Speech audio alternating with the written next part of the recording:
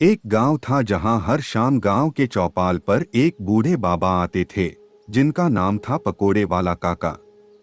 काका के पकोड़े गांव में बहुत मशहूर थे।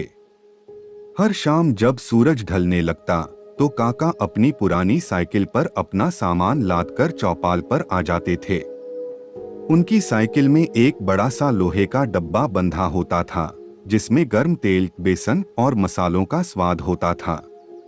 गांव के बच्चे, बूढ़े और जवान सब बड़ी बेसब्री से काका का इंतजार करते थे।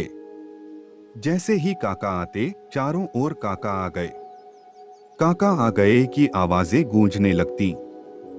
काका बड़े प्रेम से अपने पकोड़े बनाने लगते थे।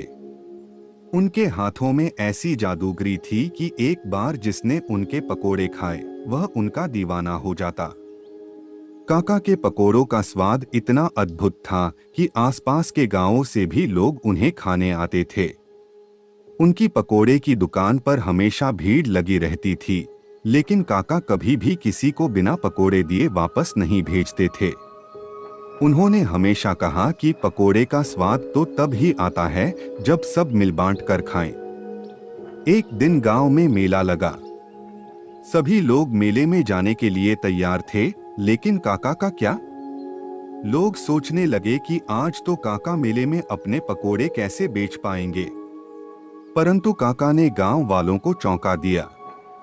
वे अपनी साइकिल लेकर मेले में पहुंचे और वहां भी अपनी दुकान लगा ली। मेले में काका की दुकान सबसे अधिक भीड़ खींच रही थी। लोग तरह तरह के स्वादिष्ट व्यंजनों के बीच भी काका के पकोड़ों के लिए लाइन में लगे थे। मेले में काका के पकोड़ों का स्वाद चखने के बाद लोग बोल उठे, काका, तुम्हारे पकोड़ों का जवाब नहीं।